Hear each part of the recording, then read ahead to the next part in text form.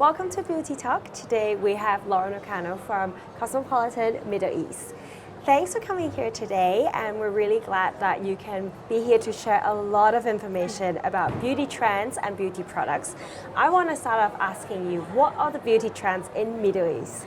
Right now in the Middle East, everything is about skin. And what happened was, prior to the pandemic, everyone was using heavy makeup to mask their skin rather than actually treating their skin. But during the pandemic, women were at home, we weren't allowed to go out, and people started to really look at their skin for the first time. And that has really changed the way beauty is now thought of and approached in the Middle East. Now it's all about skin treatments, skin lasers, skincare products, skincare routines, and much less about actually thick foundations and heavy makeup. That's very interesting, actually, because I think during COVID time, everyone was staying at home and maybe their skin got better, and they wonder, oh, why is that happening? I was wondering, do you notice that this trend is a little bit different from what you're noticing here in Asia? Yes, well, I think in Asia, women have always been focused on their skin, so they've really been the pioneers for great skincare. And here, I feel like that's already been done. So now, the makeup trends I see here in, I would say, Asia versus Middle East, it's much more about the lip tints, a lot of tints, a lot of blurs, and it's not quite like that yet in the Middle East. So that's a little bit of a difference here from culture. So talking about skincare, I want to jump on to talk a little bit about clean beauty. So that's one thing that a lot of the beauty products are mentioning, saying that they're clean, they're vegan.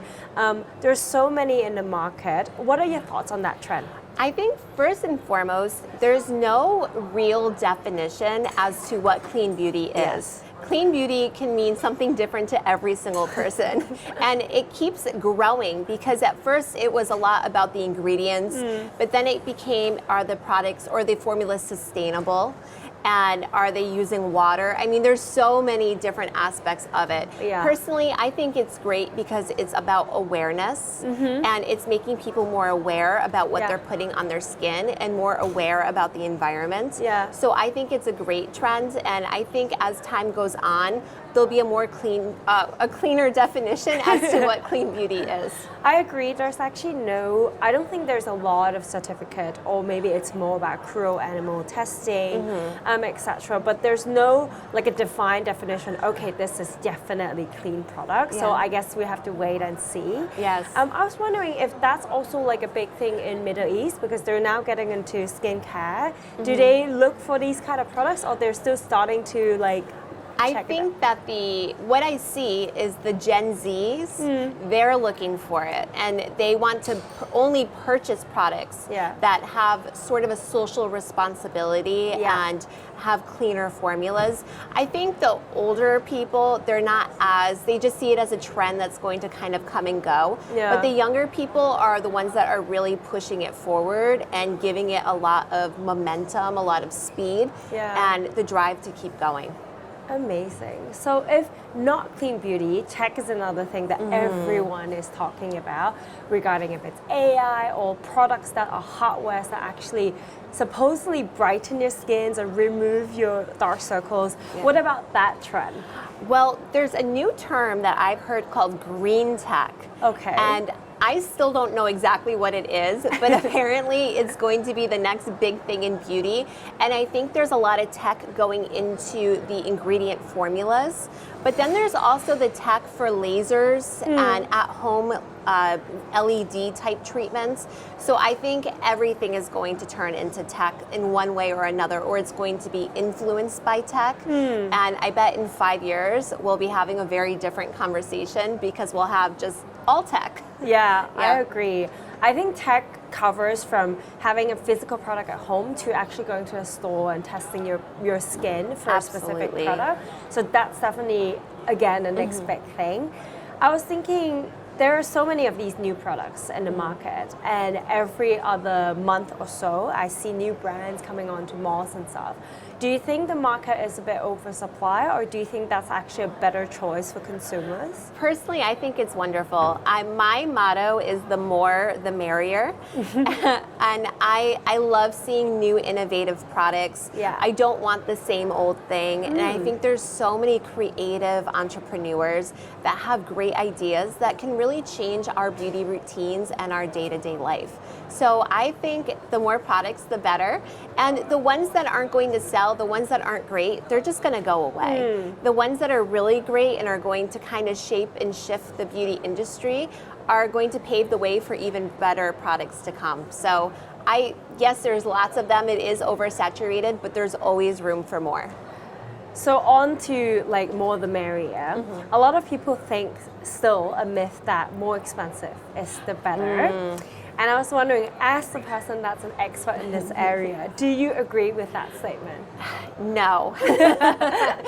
I think if you find really cheap products, they're probably going to have very cheap ingredients or lots of fillers, and it's not going to really do anything for your skin. At the same time, I have seen some really expensive skincare products that I think are more of a perfume than an actual skincare product. It's just all fragrance, and I know that that's not good for the skin.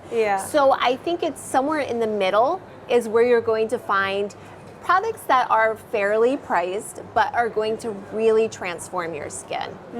So I always aim for the middle. Like the middle pricing range, that's something that we'll watch. Absolutely. I actually agree to that because I think in Asia culture, somehow it's like embedded that the more expensive it's better.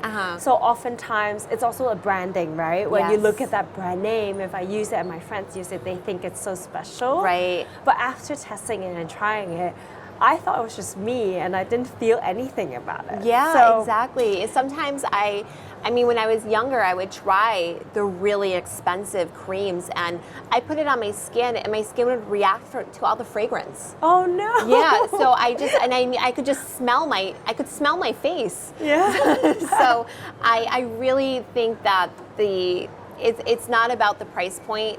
It's about what's inside, and the middle range ones always, for me, seem to be the absolute best. Good tip.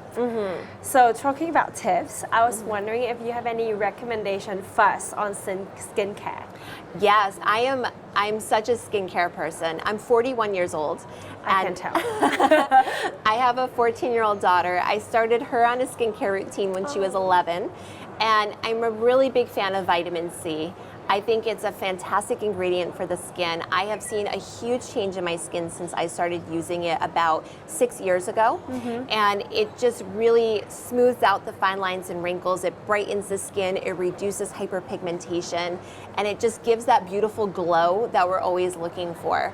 I'm a big fan of retinoids as well at nighttime to really repair, renew the skin, and to keep it looking as youthful and as healthy as possible. Because when our skin looks healthy is when we look our best.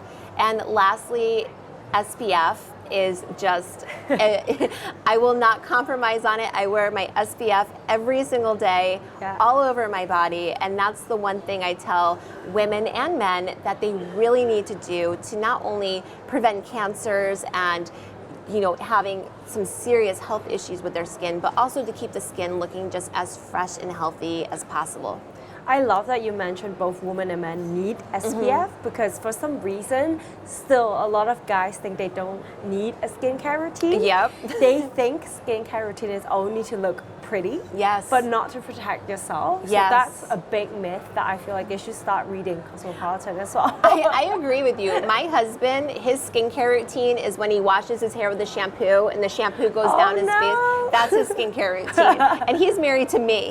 You have to, it takes time. It does. I'm still trying. And I love retinoid. Actually, I recently got into it and I see the difference really, really quickly within a month. Yes. Well, I'm actually coming out with my own beauty brand. It's a skincare brand, and I'm coming out with a retinoid serum. That's my first product. That's something that we have to watch for. Yes, you'll love it. You will love it. What about makeup? Do you think that, like, for a lot of people, they think that more makeup is a hassle and some of them just take 5 minutes to get out? What's your makeup routine?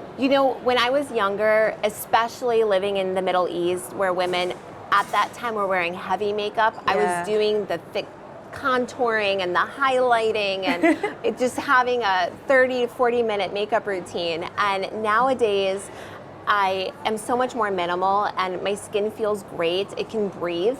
And I'm just a big fan now of not trying to cover your beauty, but just using a little bit of product to enhance your beauty. Because I think also we don't need to look like anyone else. We don't need to look like a certain celebrity because we're all beautiful just as we are. So we should just look at makeup as a way to enhance our natural beauty and not try to completely transform our faces. I definitely agree with that.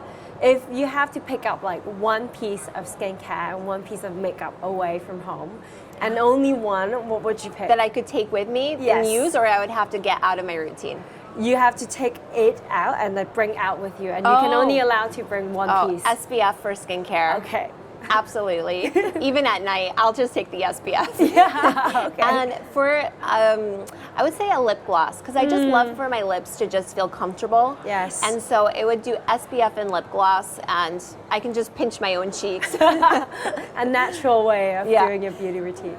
One last question for you. So you've been here for around 2 days at Cosmoprof. Yes. Anything that you pick up that's quite interesting and you didn't expect to see? Oh, well, I have to say I have seen a lot of innovative packaging for products. I've only been to Cosmopack so far.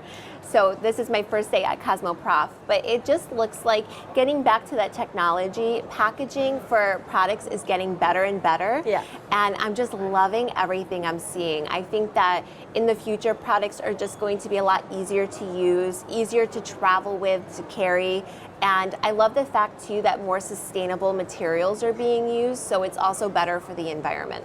I agree. Actually, that's interesting take on makeup. I didn't actually notice the packaging that much. Yeah, it's the packaging industry is its own culture, and it's really changing. Actually, one more question. Okay. In the future, like the trend is going forward that I think globally is more infused. So like Europe, Middle East, Asia, a lot of the times they're really crossing paths because of social media. Yeah. Do you think there's one trend that everyone should watch out for in the future? You know, I think that everybody loves to keep their eyes on Korea because it just seems like Koreans are the pioneers for the skincare trends. Yeah. So I feel that whatever Korea comes out with, everyone else is just going to follow. So I think whatever we see coming from them, we'll use, but it's really, for me, it's just more ingredients knowledge, using the right ingredients, and just really fine-tuning your skincare routine to meet your needs and also your life. If you're always working in an office, if you're at home a lot, wherever you are, it's using the right products for you in the environment you're in. Thank you. Yeah, my pleasure. So definitely we'll watch out for Korea, bring SPF and a lip gloss. Yes, that's all you need. Thanks for being here today, Thank you Laura. for having it was me. Great chat. Thank you. Thank you.